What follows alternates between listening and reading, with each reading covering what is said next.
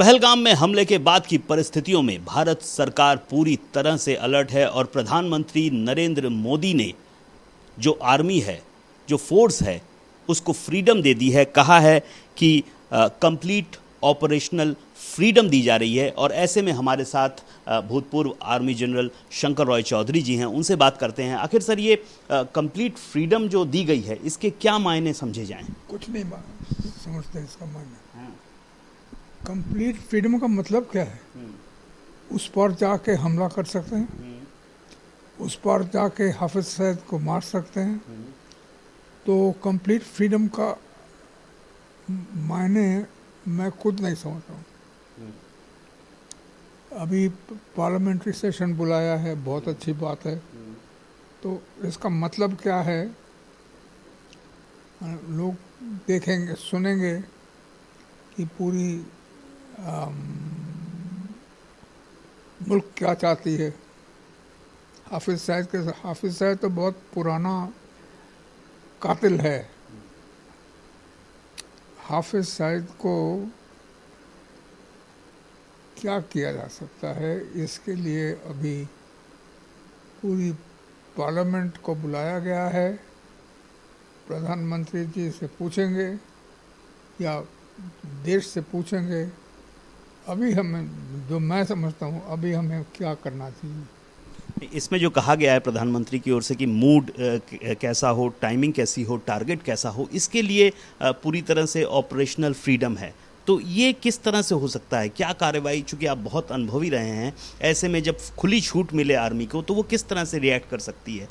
खुली छूट मिली है तो कई तरह से कर सकती है। एक तो हाफिज सईद के घर के ऊपर दरअसल में पार्लियामेंट को पूछना पड़ेगा अभी हम क्या करें, छोड़ दिया जाए या मार दिया जाए। क्योंकि हमारे मुल्क में भी काफ़ी पॉलिटिकल पार्टीज हैं, उनके अपने ख्यालात हैं। तो ये पूछने के बाद ही पता चलेगा। नहीं, बाई चांस ऐसे में जो खुली छूट दी गई है, आर्मी रिएक्ट करती है उस पर, तो ये क्या, आप जो जैसा कह रहे हैं कि वहाँ पर घुस के मारने वाली बात है, वो किस तरह से होगा? पिछली बार जो सर्जिकल स्ट्राइक थी, उससे कुछ अलग होगा कि क्या होगा? ये हम नहीं कह सकते।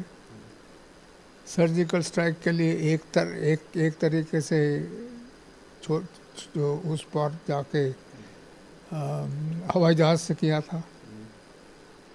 इस दफ़ा कुछ और तरीके से कर सकते हैं। इसके लिए तो अभी पार्लियामेंट, जो कौन कौन से तरीके और हो सकते हैं?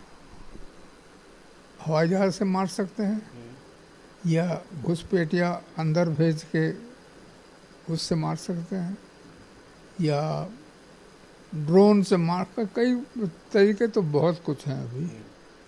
हालांकि बशर्ते खुली छूट प्रधानमंत्री जी से मिल गई है और उन्होंने खुद खुली छूट दे रखी है, तो इसका मायने तो मुल्क के पास जो भी कुछ सामान है या जो भी कुछ पर्सनल है, उससे किया जा सकता है।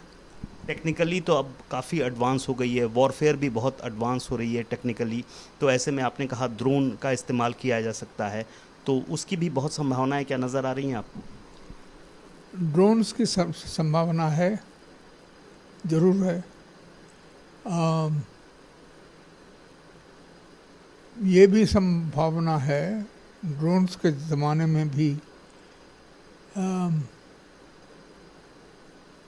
अपनी तरफ से कोई ऐसा नौजवान हो, क्योंकि ये जो गुलमर्ग में जो घटा है, इसमें काफ़ी रोष है, क्रोध है। तो लेकिन पार्लियामेंट से पूछना पड़ेगा। ऐसे में जब अगर इंडिया कार्रवाई करता है, तो पाकिस्तान का क्या रिएक्शन हो सकता है? पिछली बार हमने देखा था, भारत ने कार्रवाई की थी और बड़ी मुस्तैदी से, बड़ी सफाई से वो कार्रवाई हुई थी, और पाकिस्तान भौंचक्का रह गया था। इस बार पाकिस्तान काफ़ी अलर्ट है। ऐसे में क्या काउंटर रिएक्शंस हो सकते हैं? पाकिस्तान के काउंटर रिएक्शन तो बंधे हैं।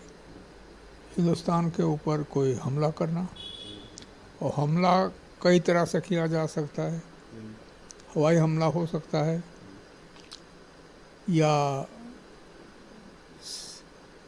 कोई जैसे अभी हमारे कश्मीर में जो भेजे थे और जो कत्ले आम हुआ है, उसी का रेपिटेशन हमारी तरफ से किया जा सकता है। तो कई तरफ से किया जा सकता है।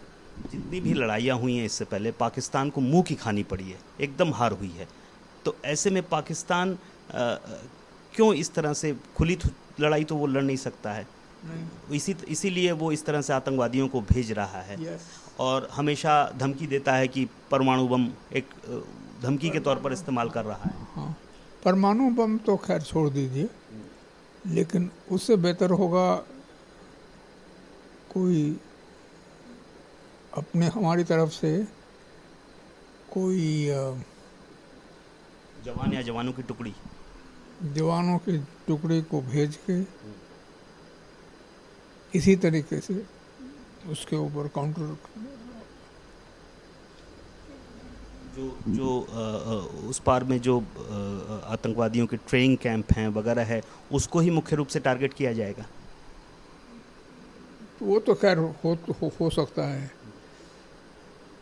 हाफिज सईद को टारगेट क्या करना पड़ेगा। उसके ऊपर प्राइम मिनिस्टर को अभी अपना पर्सनल ओपिनियन देना है। जितनी भी लड़ाइयाँ हुई हैं इससे पहले, पाकिस्तान को मुंह की खानी पड़ी है, एकदम हार हुई है।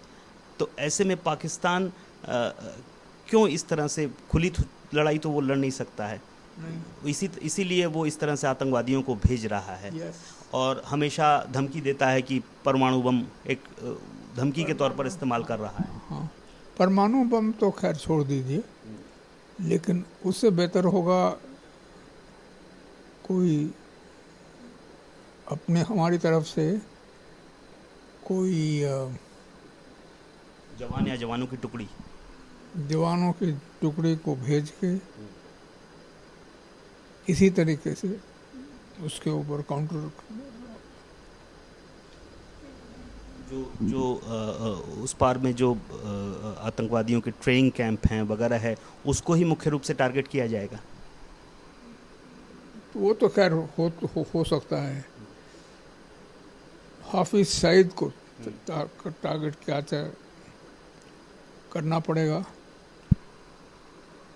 उसके ऊपर प्राइम मिनिस्टर को अभी अपना पर्सनल ओपिनियन देना है कि खुली छूट है हाफिज सईद को पाकिस्तान में घुस के हाफिज सईद को छीन के तो हम हमारे यहाँ उठा के ले आएं, या वहीं पे ख़त्म कर दें। ऐसे में हमारी टुकड़ियाँ इस तरह से, कौन सी टुकड़ी इस तरह से ऑपरेशन कर सकती है, स्पेशलाइज्ड है?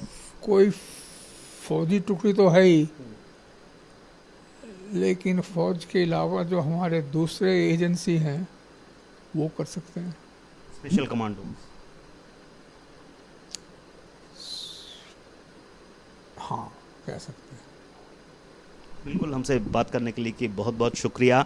जनरल शंकर राव चौधरी ख़ास तौर पर जो ये कह रहे हैं, बहुत अनुभवी हैं, और इनका कहना है कि ये जो खुली छूट है इसका मतलब बहुत कुछ हो सकता है, लेकिन अगर पाकिस्तान को उसके घर में घुसकर मारा जाए तो वो उसकी ज़्यादा संभावनाएं इस वक्त नज़र आ रही हैं। कैमरामैन लोथ के साथ अनुपम मिश्र, आज तक, कोलकाता।